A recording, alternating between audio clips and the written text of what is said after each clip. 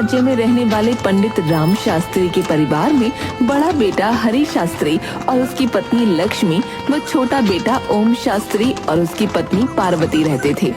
हरि स्वभाव का चतुर और चालाक था, लेकिन ओम सरल स्वभाव का था।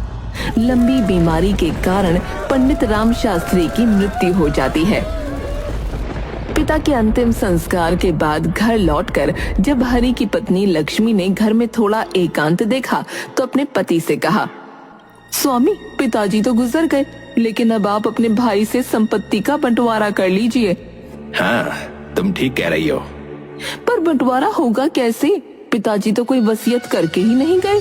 तुम देखती जाओ मैं किस चालाकी से बंटवारा करता हूँ। शाम के वक्त हरि शास्त्री अपने भाई से, ओम, हम दोनों भाई विवाहित हैं। पिताजी के बाद हमें अपनी गृहस्थी अलग कर लेनी चाहिए। भैया, आपके कहने का क्या तात्पर्य है? मेरा मतलब बंटवारे से है। बंटवारा? लेकिन क्यों? क्या हम दोनों भाई एक साथ नहीं रह सकते हैं? ऐसी बात नहीं है, पर मैं चाहता हूं कि तुम एक जिम्मेदारी अपने ऊपर लो और सफलतापूर्वक उसका निर्वाह करो।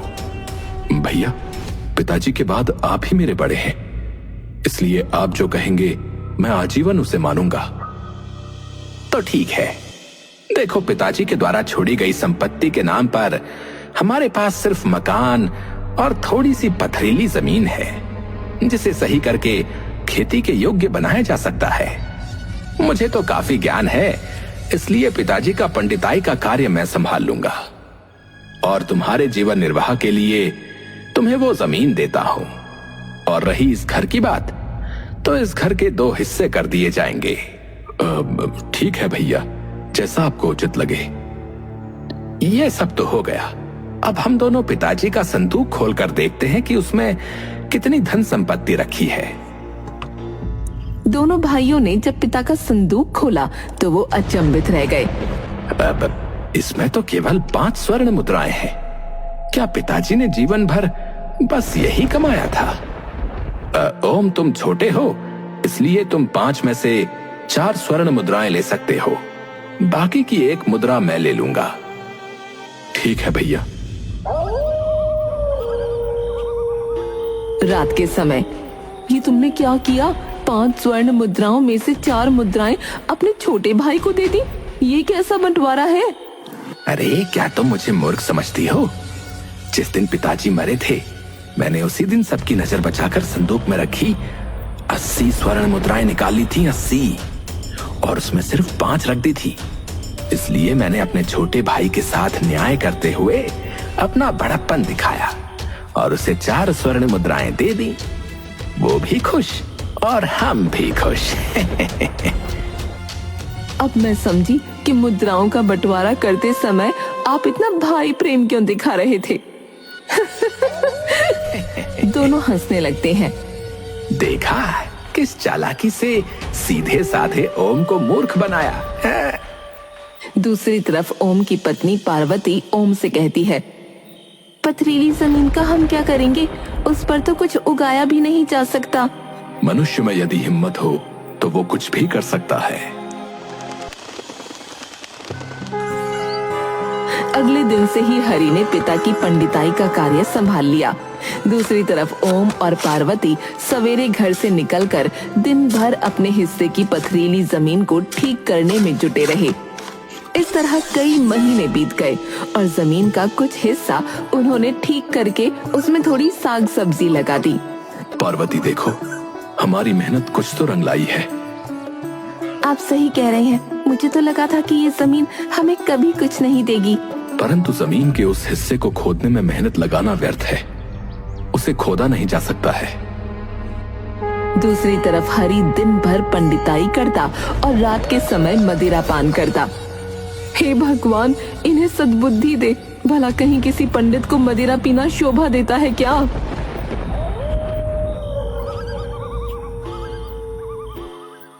समझ नहीं आ रहा है कि आखिर करूं तो क्या करूं। इतनी मेहनत करने के पश्चात भी गरीबी है कि पीछा ही नहीं छोड़ रही। और बंटवारे में मिली स्वर्ण मुद्राएं तो हमने कब की बेच दी। अब तो कुछ भी नहीं है। वो ईश्वर से प्रार्थना करता है, हे भगवान, अब आपका ही आसरा है, आपका ही सहारा है। संकट की घड़ी में अब आप ही मेरी मदद कर सकते हैं। ऐसे ही दिन बीत रहे थे और एक रात ओम सो रहा था। उसने स्वप्न में एक व्यक्ति को देखा। ओम, अपनी पथरीली जमीन के दूसरे हिस्से को तुम क्यों नहीं खोदते? उस हिस्से को मैं कैसे खोद सकता हूँ? वहां तो बड़े बड़े पत्थर गड़े हुए हैं। उन्हें खोदने के प्रयास में मेरी कई कुदाल टूट गई। कुदाल की चिंता ना करो, बस हिम्मत रखो और उस भाग को खोदते ही तुम्हारे बुरे दिन समाप्त हो जाएंगे। ठीक है श्रीमान, आपके कहने पर मैं ऐसा ही करूंगा। पर आप हैं कौन? तो तुम मेरा परिचय पूछना चाहते हो? हाँ श्रीमान, मैंने आपको पहचाना नहीं। मैं वही हूं जिसको पुकार कर तुम बार बार यही कहते रहते हो कि अब मुझे आपका ही सहारा है। अर्थात आप प्रभु हैं। तुम स्वयं समझ सकते हो कि मैं क्या हूं। तभी ओम का स्वप्न टूट जाता है और वो उठकर बैठ जाता है। क्या मैं कोई स्वप्न देख रहा था या वास्तव में भगवान ने मुझे दर्शन दिए? तभी उसकी दृष्टि अपने सिरहाने पर रखी कुदाल पर पड़ी। अरे, ये कुदाल यहाँ किसने रखी? हैरान होते हुए उसने कुदाल अपने हाथों में उठा ली। कुदाल तो बड़ी मजबूत है, ठोस धातु की बनी हुई है। पृथ्वी पर तो ऐसी मजबूत कुदाल आज तक नहीं देखी। परंतु इसे यहाँ कौन रख गया? तभी उसके मन में एक विचार आया। कहीं सच में भगवान ने मुझे दर्शन तो नहीं दिए और उन्होंने ही ये कुदाल स्वयं मेरे सिरहाने रख दी हो। हाँ, अवश्य यही हुआ होगा, अवश्य।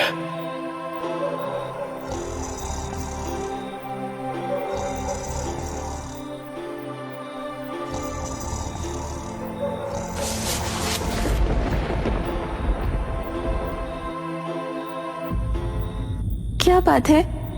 पार्वती, हमारे भाग्य खुलने वाले हैं। तू सो रही है? देख, ये कुदाल स्वयं भगवान ने हमारे सिरहाने रखी है। ये क्या कह रहे हैं आप? ओम ने सारी बातें पार्वती को बताईं। स्वामी, आप कल से ही उस बंजर हिस्से को खोदना आरंभ कर दीजिए। हाँ। अगले दिन सुबह होते ही ओम ने ईश्वर द्वारा दी गई कुदाल उठाई और पथरीले हिस्से को खोदने के लिए चल पड़ा। पूरी मेहनत के साथ पत्थरों को खोदने में जुट गया। लोग उसे बड़े पत्थरों को इस तरह तोड़ता देखकर उस पर हंसते। अरे ओम, अरे क्या मूर्खता कर रहे हो भाई? इन पत्थरों को आज तक कोई नहीं खोद पाया, कोई नहीं। तुम व्यर्थ इससे टकरा रहे हो भाई। लगता है इन पत्थरों के नीचे कोई खजाना गड़ा है जिसे ओम पाना चाहता है। अरे, मुझे तो लगता है ये पत्थरों में मरेगा। लोगों की बातें सुनकर ओम हताश हो जाता है। समझ नहीं आता कि खुदाई करूं या ना करूं। आप लोगों की कहनी पर ना जाएं, वही करें जो आपकी अंतरात्मा कहती है। ये सुनकर ओम वापस अपने कार्य पर लग गया। अंततः उसकी मेहनत रंग लाई। कठिन प्रयास के बाद उसे पथरीली जमीन के नीचे दो बड़े बड़े पत्थर दिखाई दिए। उसने बड़ी मेहनत से पहले पत्थर को हटाया और फिर दूसरे पत्थर को। जैसे ही उसने हटाया, वहाँ पर बहुत सारे सांप निकल आए और गड्ढे में पानी ही पानी हो गया। बाहर खड़े कुछ लोगों ने भी ये दृश्य देखा। अरे, अभी तो ये गड्ढा बिल्कुल सूखा था, अब यहाँ पानी ही पानी है।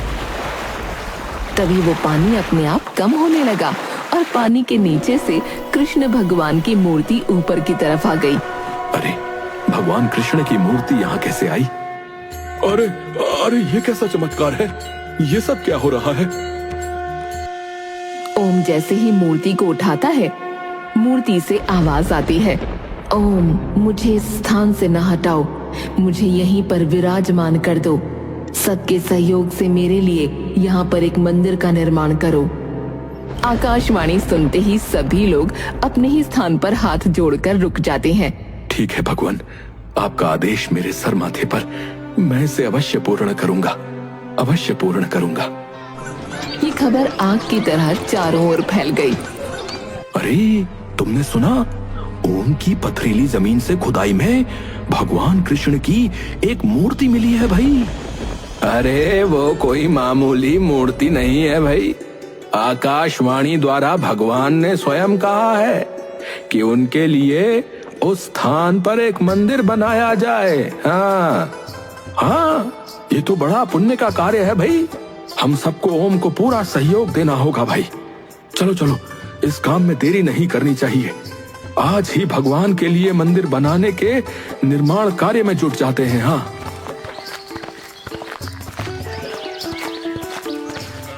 कुछ लोग ओम के पास पहुंचकर बाकी के पत्थरों की खुदाई का कार्य करने में जुट गए।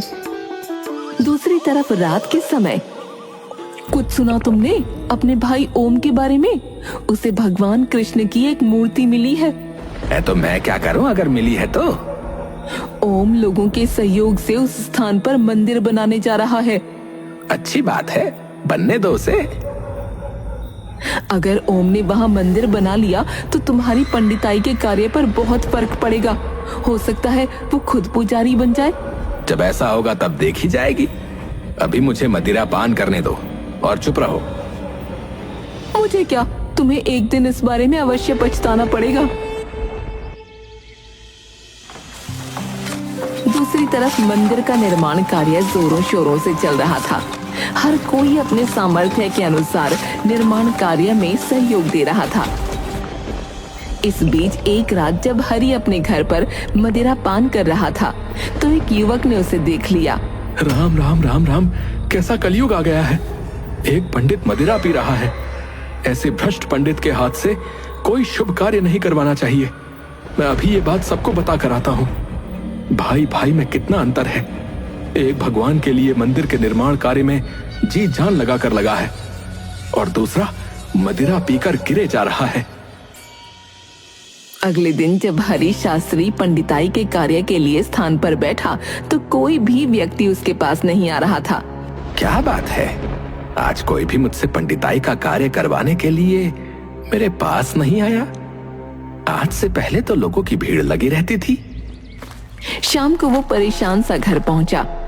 आज कितनी कमाई करी आपने? खाक कमाई? आज तो एक आदमी भी मेरे पास नहीं आया, फिर कमाई कहाँ से करता? अब कोई शुभ कार्य करवाने आपके पास आएगा भी नहीं। क्या बकवास कर रही हो? मैं बकवास नहीं कर रही, ठीक कह रही हूँ। कल रात किसी नगरवासी ने तुम्हें मदिरा पान करते हुए देख लिया है और उसके फल स्वरूप आज तुम्हारे पास एक व्यक्ति भी नहीं आया। ये तो बहुत बुरा हुआ। अब क्या होगा? होगा क्या, अब आपकी कमाई तो बंद ही समझो। जो धन है उससे ही गुजारा करना पड़ेगा। परंतु कभी ना कभी तो ये धन समाप्त हो जाएगा, तब हम क्या करेंगे? इस विषय में पहले ही आपको सोचना था। दूसरी तरफ मंदिर का निर्माण कार्य पूरा हो जाता है। नगरवासी बड़े ही प्रसन्न होते हैं। बेटा ओम, आज से हम तुम्हें मंदिर का पुजारी नियुक्त करते हैं भाई। कुछ स्वर्ण मुद्राएं दे दो ताकि मैं मदिरा खरीद कर ला सकूं। मदिरा के लिए तो मैं तुम्हें स्वर्ण मुद्राएं क्या, एक फूटी कौड़ी भी ना दूंगी। क्या कहा? मेरी बिल्ली मुझी को म्याऊं? ठहर जा, अभी मजा चखाता हूँ। अगले ही पल हरि लक्ष्मी को एक थप्पड़ लगा देता है। तुमने मुझे थप्पड़ मारा? मुझे क्या करना है तुम्हारे धन का? जैसे चाहो वैसे खर्चो, कुएं में डालो या मदिरा में। लक्ष्मी ने संदूक की चाबी हरि के आगे फेंक दी। है, मेरा कमाया हुआ धन मुझे ही नहीं देने की बात कर रही थी। है।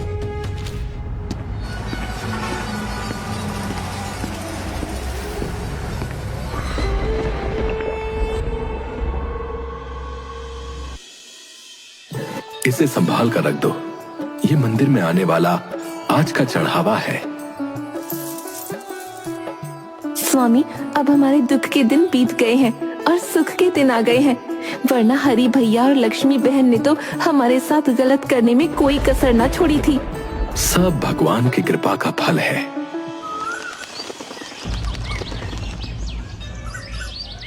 एक दिन मंदिर में एक पति पत्नी आए। हे प्रभु, तूने एक औलाद दी, वो भी जन्म से अंधी। भगवान बहुत आस लेकर आए हैं, इसकी आंखों में ज्योति भर दो। दोनों पति पत्नी भगवान के चरणों में सर झुकाकर रोने लगे। भगवान, हम पर कृपा करो प्रभु, और हमारी पुकार सुन लो। भगवान, हम पर कृपा करो और हमारी पुकार सुन लो। तभी मूर्ति से एक दिव्य ज्योति निकलती है और उस बालक की आंखों पर जाती है। अगले ही पल मुझे सब कुछ दिख रहा है, मुझे सब कुछ दिख रहा है। अद्भुत अद्भुत चमत्कार है ये तो। भगवान ने पुकार सुन ली भाई। अब तो मंदिर में जो कोई भी सच्चे हृदय से इच्छा लेकर आता, तुरंत ही उसकी इच्छा पूर्ण हो जाती थी। दूर दूर तक इस बात की चर्चा होने लगी। मैं तो सारा दिन मंदिर में व्यस्त रहता हूँ। क्या तुम्हें बड़े भैया के बारे में कुछ हालचाल मालूम है? वो कैसे हैं? वो आजकल बड़ी मुसीबत में है। उनकी पंडिताई का कार्य बिल्कुल ठप हो गया है। ये तो अच्छा नहीं हुआ। सुना है घर में रखी जमा पूंजी से वो आजकल अपना खर्च निकाल रहे हैं। इस संकट की घड़ी में हमें भैया की सहायता करनी चाहिए। आप ठीक कह रहे हैं स्वामी। आज भैया के यहाँ चल उनसे मिलकर आते हैं। दोनों घर से निकल पड़ते हैं। दूसरी तरफ लोग हरि को उठाकर उसके घर ले जा रहे होते हैं। तभी ओम और पार्वती वहाँ पहुँचते हैं। अरे क्या हुआ इन्हें? अरे होगा क्या भाई, मदिरा के नशे में चूर होकर सड़क पर पड़ा हुआ था और एक टांगे वाले ने इसे टक्कर मार दी। इसकी मृत्यु हो चुकी है, जीवित नहीं है अब ये व्यक्ति। ओम दुखी मन से अपने भाई केशव को घर ले जाता है। स्वामी, ये आपको क्या हो गया? दीदी रोइए नहीं, कुदरत को शायद ऐसा ही मंजूर था। भाभी हिम्मत से काम लीजिए। भैया चले गए हैं तो क्या, हम तो तुम्हारे साथ हैं। अंतिम संस्कार के पश्चात ओम लक्ष्मी से, भाभी आज से आप हमारे साथ हमारे घर पर रहेंगी। मैंने और तुम्हारे भाई ने तुम्हारे साथ घोर अन्याय किया था, मुझे क्षमा कर दो। भाभी, बीती बातों को भूल जाओ, भलाई इसी में है। ओम और पार्वती आदर सहित लक्ष्मी को अपने घर ले आते हैं।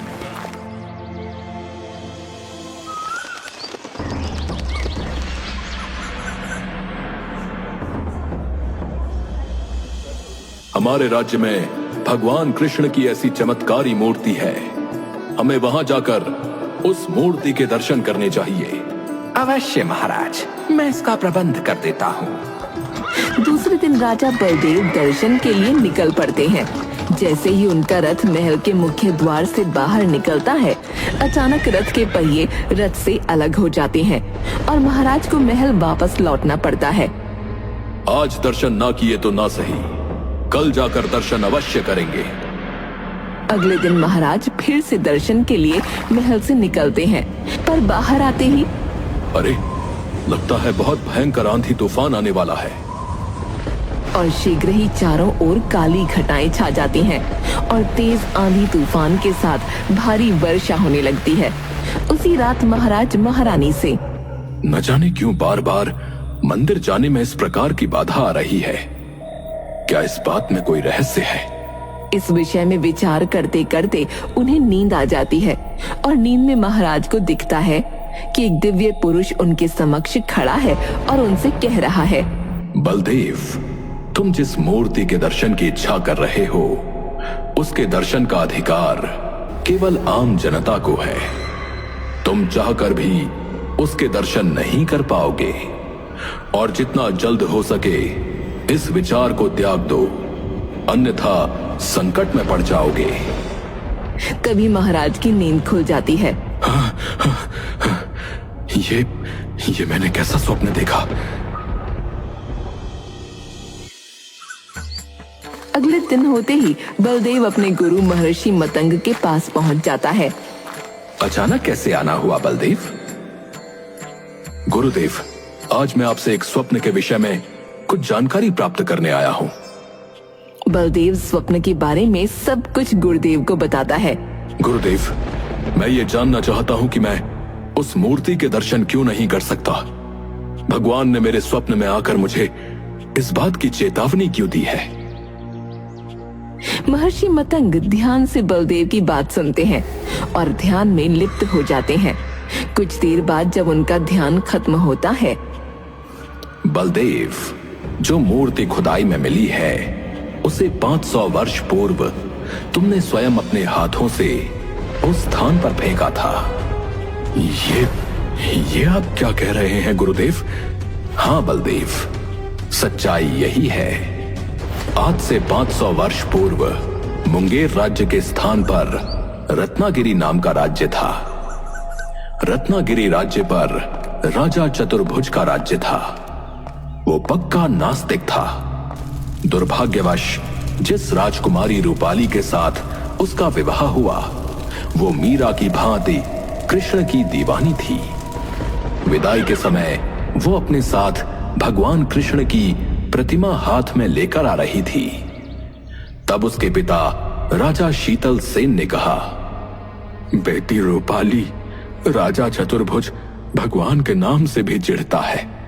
तुम ससुराल पहुंचकर कृष्ण भगवान की पूजा कैसे कर पाओगी? पिताजी महाराज, आप चिंता न कीजिए, मैं इसका कोई न कोई उपाय खोज ही निकालूंगी। रत्नागिरी पहुंचने के कुछ दिनों के पश्चात रानी रूपाली ने रत्नागिरी के प्रधानमंत्री श्यामल को अपनी योजना का हिस्सेदार बना लिया। रानी रूपाली प्रधानमंत्री से, राज्य की सीमा के बाहर एक मंदिर बनाया जाए, मैं उस मंदिर में कृष्ण भगवान की मूर्ति की प्राण प्रतिष्ठा करवाऊंगी।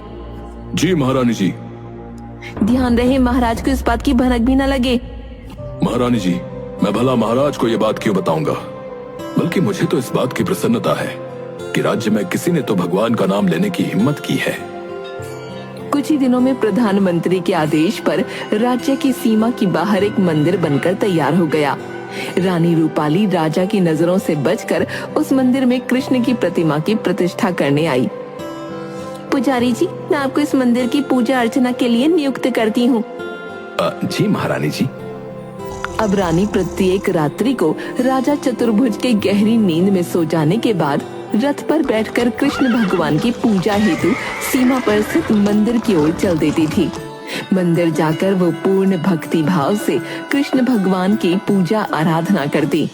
एक दिन अर्धरात्रि के पश्चात अचानक राजा चतुर्भुज की आंख खुली तो उन्होंने रानी रूपाली को वहां न पाया और बहुत खोजने पर भी रानी उन्हें महल में नहीं मिली।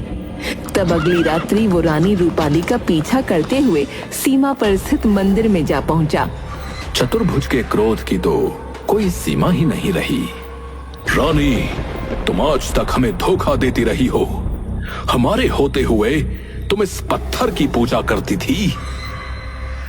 महाराज, मैंने आपको कोई धोखा नहीं दिया है। हमारे राज्य में तुम्हें पूजा आराधना करने की हिम्मत कैसे हुई? हम तुम्हें तुम्हारी इस दुष्टता का दंड अवश्य देंगे। ये कहकर चतुर्भुज ने तलवार निकाली और उस पंडित को मार दिया। महाराज, ये आपने क्या अनर्थ कर दिया? मैं इस पत्थर की मूर्ति को अब यहाँ नहीं रहने दूंगा। महाराज रुक जाइए और अनर्थ न करें। चतुर्भुज ने मूर्ति को उसके स्थान से उठाया और धरती पर फेंक दिया, परंतु जरा सी पत्थर की मूर्ति पृथ्वी पर गिरने से एक विशाल गड्ढा हो गया। महाराज, आपने मेरे भगवान का इतना अपमान किया है, अब मैं जीवित नहीं रह सकती। ये कहते हुए वो उस गड्ढे में कूद गई। महारानी रूपाली, ये क्या किया आपने? ये क्या किया? तभी रत्नागिरी राज्य में मानो प्रलय सी आ गई हो। सारी सृष्टि उलट पुलट हो रही थी। पूरा राज्य पल भर में तहस नहस हो गया और चतुर्भुज मंदिर में ही दबकर मर गया। बलबीर, ओम को जिस स्थान पर कृष्ण की मूर्ति मिली 500 वर्ष पूर्व उसी स्थान पर वो मंदिर था जिसे रानी रूपाली ने बनवाया था। रानी रूपाली की आत्मा ने 500 वर्षों तक भटकने के बाद अब ओम के रूप में जन्म लिया है और राजा चतुर्भुज ने तुम्हारे रूप में। आप ये क्या कह रहे हैं गुरुदेव? बलदेव, 500 वर्ष पूर्व तुमने उस मूर्ति का घोर अपमान किया था, इसलिए भगवान नहीं चाहते कि इस जन्म में तुम उस मूर्ति को देख सको। गुरुदेव, राजा चतुर्भुज के रूप में मैंने जो अन्याय किया था, क्या उसका कोई प्रायश्चित नहीं है? उपाय है। तुम किसी शिल्प से भगवान कृष्ण की वैसी ही मूर्ति बनवाकर अपने महल में स्थापित करवाओ। मैं ऐसा ही करूंगा गुरुदेव।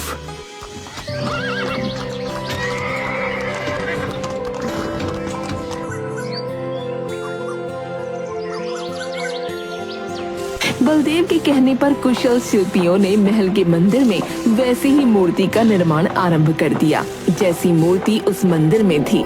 जब मूर्ति बनकर तैयार हुई, महाराज, वैसी ही मूर्ति है जैसी मूर्ति ओम के मंदिर में है। अच्छा, अति सुंदर। बलदेव प्रतिदिन श्रद्धा पूर्वक उस मूर्ति की आराधना करने लगा। 2 वर्षों तक उसका ये कार्य जारी रहा। 2 वर्ष पश्चात एक दिन जब वो पूजा कर रहा था, तभी उसे मूर्ति से आवाज आई, बलदेव, मैं तुम्हारी आराधना से प्रसन्न हूँ। अब तुम जाकर ओम के मंदिर में असली मूर्ति की पूजा कर सकते हो। बलदेव ने प्रसन्नचित्त होकर मंदिर जाने की तैयारी की।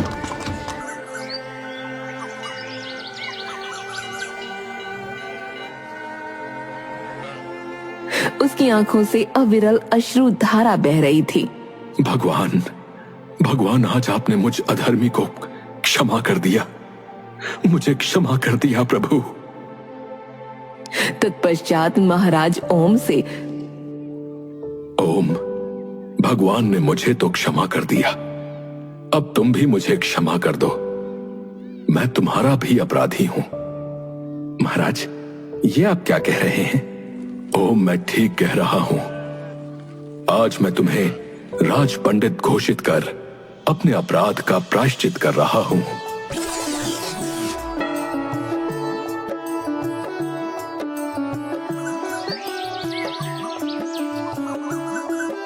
दरबार में राजा बलदेव ने ओम को राज्य का राज पंडित घोषित कर दिया। अब पूरे राज्य में ओम का और ज्यादा आदर सम्मान होने लगा।